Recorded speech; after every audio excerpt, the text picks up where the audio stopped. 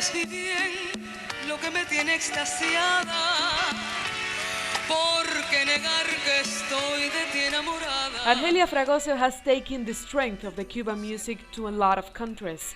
The singer, with a strict academic education here and in Germany, has shared the stage with important musicians.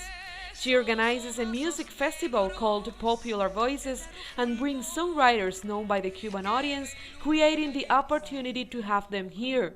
She works to promote the Cuban music, but she's also aware of how much needs to be done to preserve it.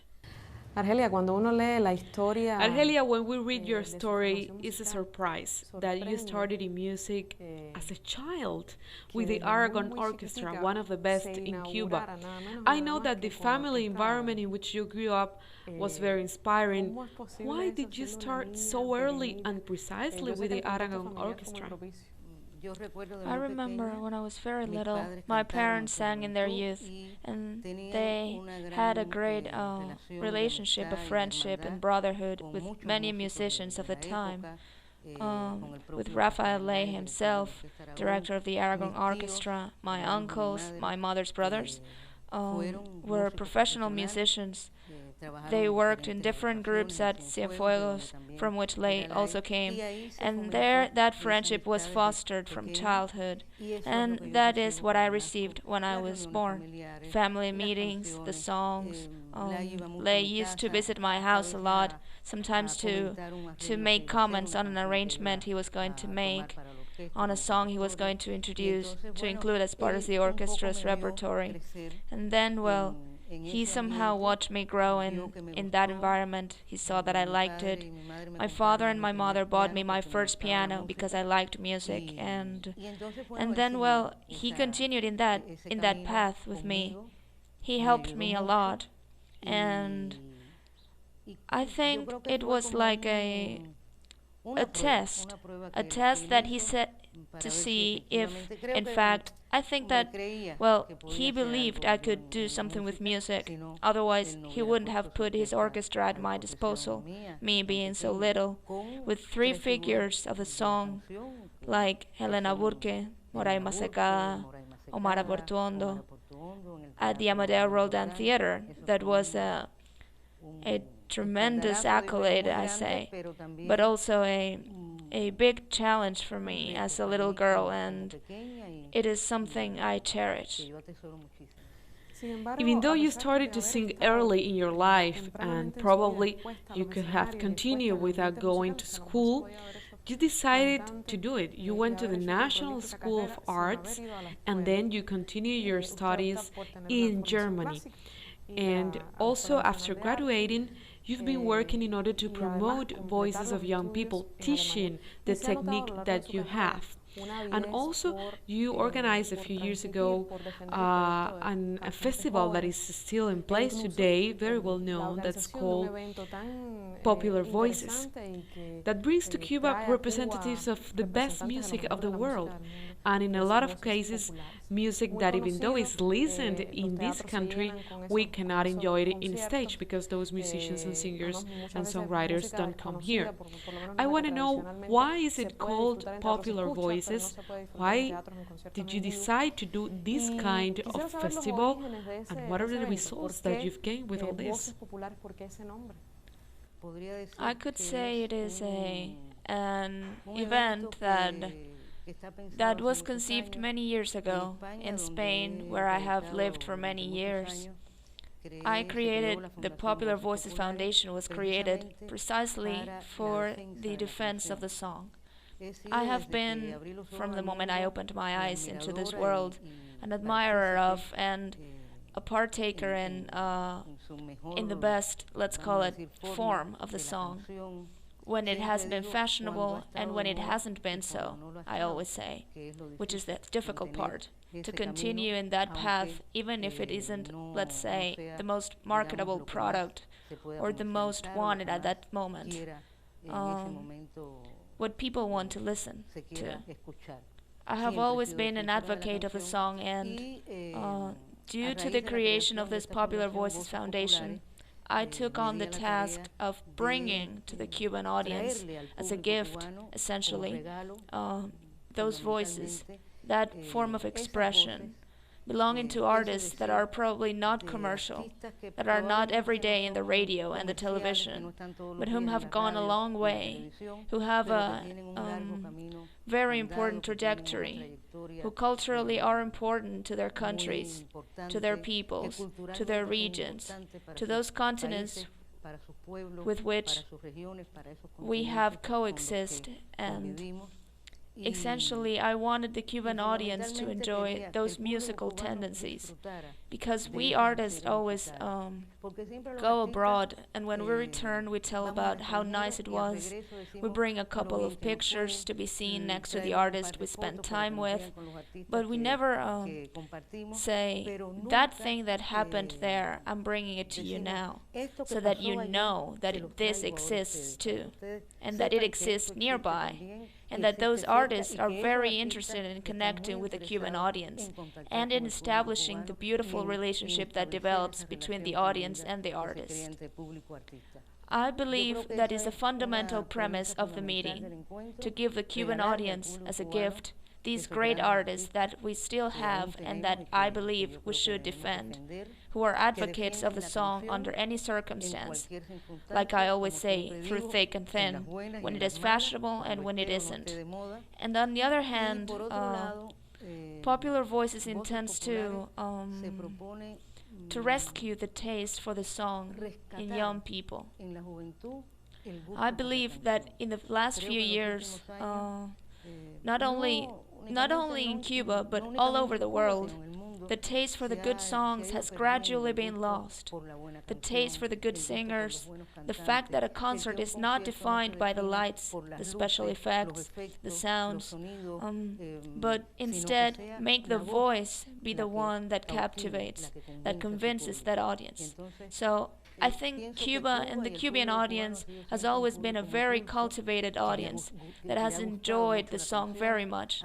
There have been many events that have been proved it and that are no longer around, that should be retaken again. And I want to rescue that audience that is there, that sometimes one thinks it's lost. No, the audience exists. And to those young generations that need those musical reference, those aesthetic reference, those ethical reference to move forward, that is an objective of Popular Voices also. In Cuba, we have a need to consume different kinds of music. Even though the richness of the Cuban culture, sometimes we only hear one type of music, only one genre is played, and not others. And that has also made a consequence in the musical creation that sometimes look after to the American cultural patterns, which are less close to us, and less to the South American ones that could be our natural sources of creation and inspiration. I remember a recent concert here in Havana by the Uruguayan singer Jorge Drexler, part of the festival music that you organize, Popular Voices. Everyone knew his music. It did not look like the first concert of Jorge Drexler in Havana. Even he was surprised by that, and it showed, I think, the anxiety of the Cuban people, of the Cuban audience, to listen to different kinds of music.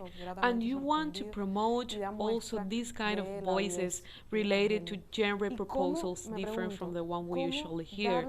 How can you do it? What are the formulas that you have to actually give more space to this kind of new voices that propose traditional genres?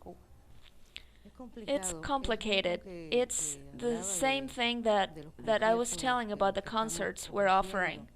It's extremely interesting because year after year we have given to the television audiovisual material, concerts, videos of these artists that are coming, also as a way of preparing the audience a little bit.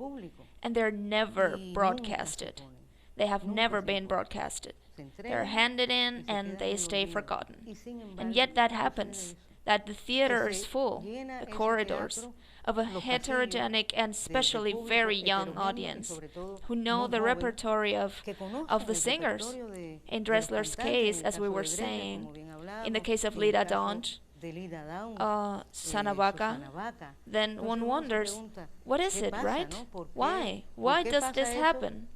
They know these artists' albums from the first ones to the latest ones, and yet they are not shown in the television. They are not shown when the materials are available. They are not played. They are not played in the radio as much as they should be, or practically nothing. It's a very interesting thing that anyway speaks highly of the Cuban audience, that I always say it has been a sponge, and it has been, in spite of all the things that happen, has always been trying to stay focused on what's done in the world, and in doing so, sometimes we go to the extreme. And indeed, singers want to sing like the Americans, having such rich roots in Latin and South America, and owing loyalty to those roots. And among these offers, there are always workshops, lectures, and I was lucky to hold a voice workshop, the first international folk song workshop made in the context of popular voices. And I started by showing the students videos from different countries. For example, I put together Antonio Molina from Spain and Pablo Alborán. They are two generations from Spain. I showed Jorge Negrete and Alejandro Fernandez. I showed Barbara Streisand and Helena Burke. And I made them see how these contemporary artists, some with a quite big power in the media, how they have a previous musical referent from the 30s, the 40s, and they are the result of those roots.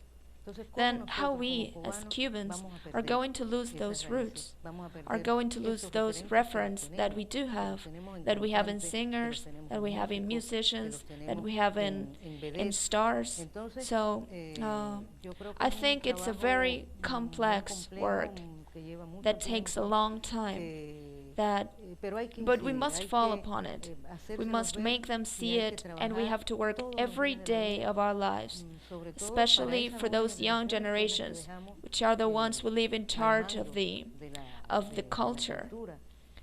It would be very sad that the Cuban song was not heard of, which has been a referent for a long time, and that has left a mark in the culture, not only Cuban, but also Latin American, Spanish American, the way Cuban people sing, the fact that the feeling as a movement is a little like the synthesis of a series of musical tendencies that come together and produce the feeling, which is the most authentic expression of the Cuban song, that cannot be lost. You don't have a lot of albums made in Cuba, Argelia, and I have to tell you, you're not that listened or promoted in the Cuban radio, even though you're so involved with Cuba, you're always here, you're always working with the Cuban music. Why? Well, I brought from Mexico an album called Canto a lo Sentimental, which I recorded when I was there, with a repertory, well, including Canto a lo Sentimental, and which has song, bolero, traditional song, feeling. Later, previously, I had made an album called Entre Nosotros with a jazz trio led by Javier Colina, one of the greatest Spanish double bass players. I performed in a video, a live concert that was recorded, which is called Mi Voz, that I held at the Fine Arts Museum about 3 years ago, I think. Yes, it is called Mi Voz. And recently I recorded an album called Inesperadamente, with in which I invited Pancho Amat, a tres player we all know, to the world of the song, so that the tres wouldn't be just an accompanist instrument or for improvisation, but a voice. It's like inviting a singer to sing with me. That's the way in which I invited Pancho and his tres. It's called Inesperadamente. And very recently, in June, I recorded an album with Susana Vaca, in which we shared Cuban and Peruvian songs. This one is not finished, of course, but Christina, the previous ones, I have brought them myself, and the radio has them, but I don't know. I don't know why it isn't played as much as it could be, because in the streets the audience asks me, but what are you up to? And we can't listen to your songs, or we'll listen to them at 3 in the morning in the radio when we could listen to them in the afternoon programs. In the end, I don't know why. I don't know. What are your plans in the future? Well, to continue perfecting the Popular Voices event. Now we just had our 4th gathering, and I feel that it's gaining strength, that it's already a referent for the audience. That is also an objective of Popular Voices and of the event. To unite, to avoid borders, to unite through the song. That I think has been, I believe it is one of the most important genres in the musical history of the peoples, that started with the minstrels and that continues. It still gets to the hearts of the audience, of the people. To continue organizing Popular Voices, to keep on perfecting it. People always tell me, but aren't you going to expand? Aren't you going to take this to other provinces? No, I believe that it must be done properly, and to do it properly we must keep it focused. We must do it not to comprise so much. You could bite off more than you can chew. To keep on singing, to make more albums. Sometimes people ask me, why don't you sing at Popular Voices? I say, no, I believe it's not an event for me to stand out. I have other things to do. I believe it is an event for the song. That one is the true protagonist, the song. And to keep having that connection with the young people through the voice workshops, through the folk song, to keep fostering those young people the taste for the good song, the taste for good manners, the taste for a true Cuban aesthetics and ethics. Thank you so much. Thank you. And a recommendation: bring yourself to this Popular Voices Festival. Thank you. Thank you. My pleasure.